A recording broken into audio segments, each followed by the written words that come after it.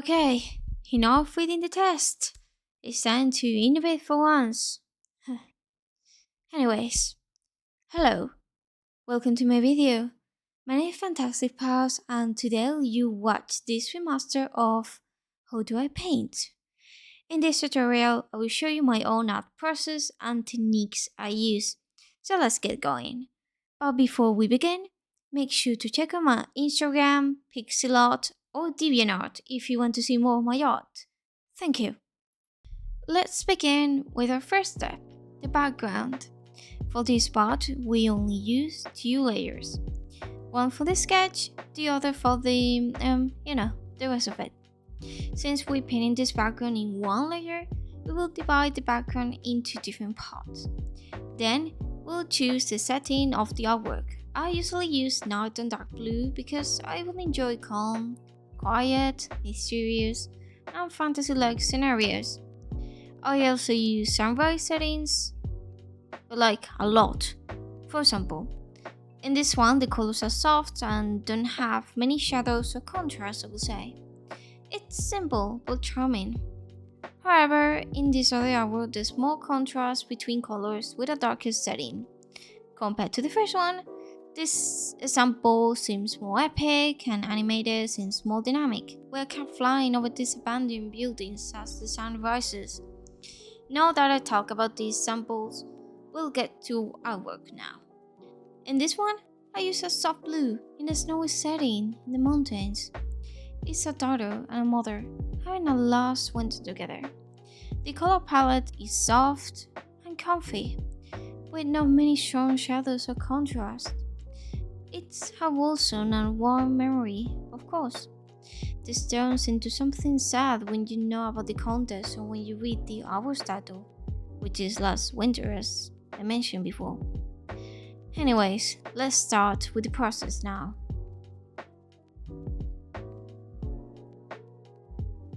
I unfortunately didn't record the background process, but I got some screenshots to show a little of that progress I've been doing. First, I put the plain sky. Like I will do a simple gradient background with usually 2 to 3 basic colors. In this first layer, I did the mountains and the moon. Something important to note for myself is that I used the color of the background to build those mountains and back elements. Then I moved to the trees. They're not the main focus of the artwork, so I kept them very simple when rendering. Also, by making them less detailed and adding a white fade at the end of it shows how these elements are far away from our point of view. And talking about perspective, for this effect, I made the elements on the left side of the artwork smaller and with a brighter color palette. However, to show closeness to your point of view, I made the elements bigger as you approach more to the right side and the colors smoothly become darker along the cat herself. And if you notice in the corner, there's a little blur eye to highlight more closeness. I also made the flowers pop out more and barely blend them along the background, since they're supposed to be more far away from the snow. Now onto the main part. Rendering the snow and rocks are pretty fun. A technique that I will always use is where I go from a dark base to a light base, to a light color. I basically slowly add the highlights, calling on top of it over and over. Every time you see a lighter color than before until we got the basic shape. Then I modify it if needed and do some retouches.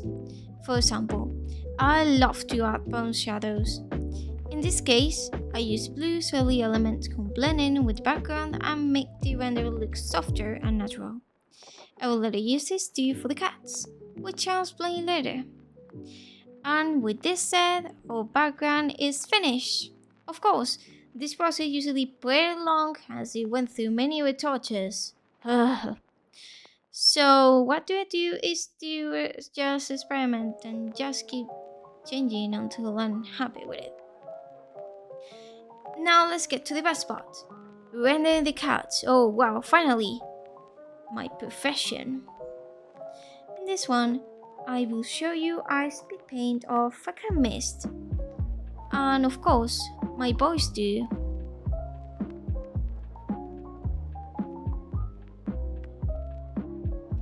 I firstly begin with a blue color base, corresponding to the background theme and also color palette.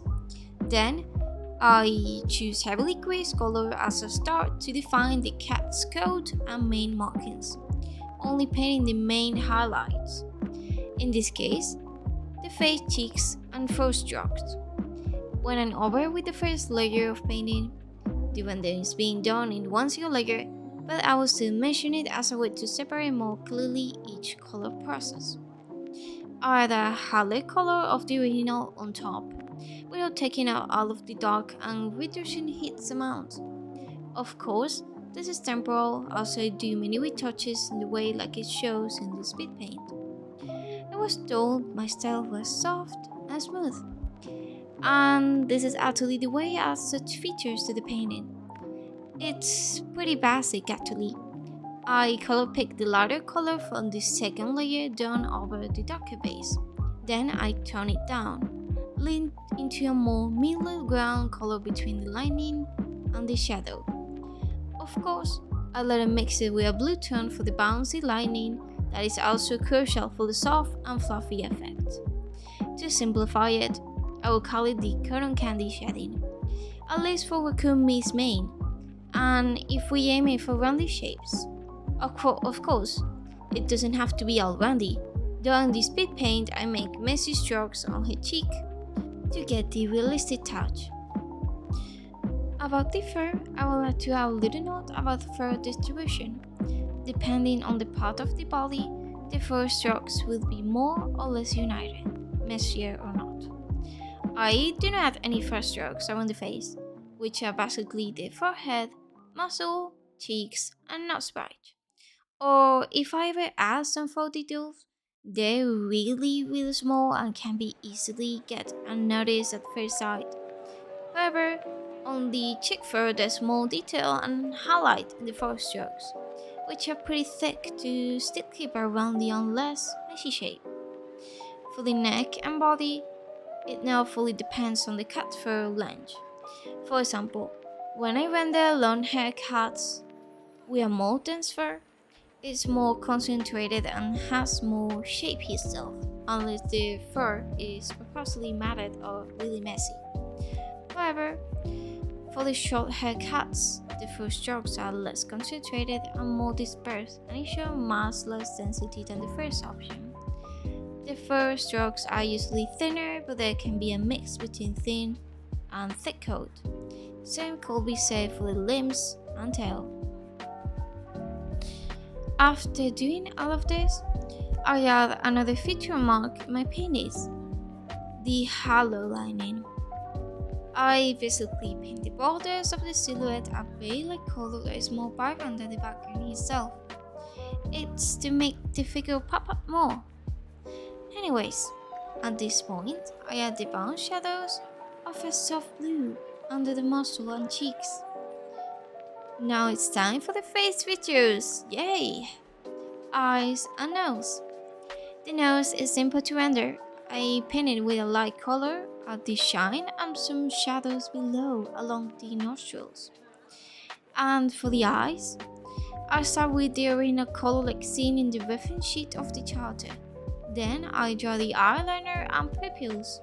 The next step is to add a dark color as a shadow on the top part of the eyes and smudge it out with a brush. After that, on top of the shadow over the eye, we add that little shine that definitely makes a difference. And to add some more detailed touches, I paint some shine under the eyes and some minor details of the iris. Let's not forget about the public reflection. All of this makes the artwork and the charter feel alive, have a colorful and vivid gaze. Now for the body. I basically did the same process as the bust.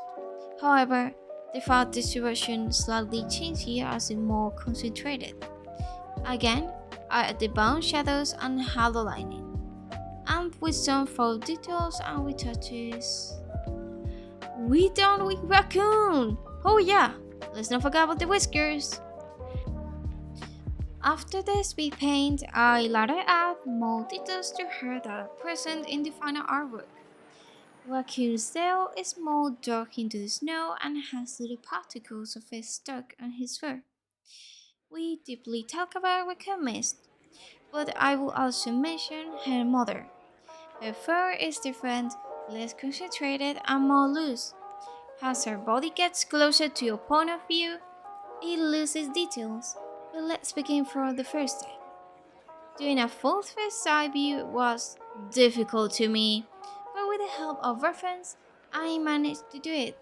When I showed her face, only a small part of it had lining, while the rest of it was dark in blue, as she is located in the darker corner of the artwork and is more far away from the raccoon. About her fur, it's a little messier and feels less fluffy or cotton candy, like as she's supposed not to be a puffy cat at all, and has thinner coat. His shoulder and arms didn't show much visor for strokes, if not almost none. Her belly, however, has more fluff, but again, it's really dispersed. When we get to her hind legs and tails, it's much less detailed than her top part. This is because it gets darker, so I add less details. Like, just look at her back paws, zero details, having an unfinished look. And now, after saying this, we're done! Sorry if I sounded really serious. I get really into this kind of stuff. So yeah, sorry for that. And if this remake ends up being shorter than the original, that's because the video I posted in 2024 has a whole speed paint, while the tutorial is only like 4 minutes. Like in this one, when I was editing the raw background talk, it was already 5 minutes, longer than the actual tutorial. Plus, in here, you got my voice and a more detailed talk about my process. So yeah, I hope you like this video.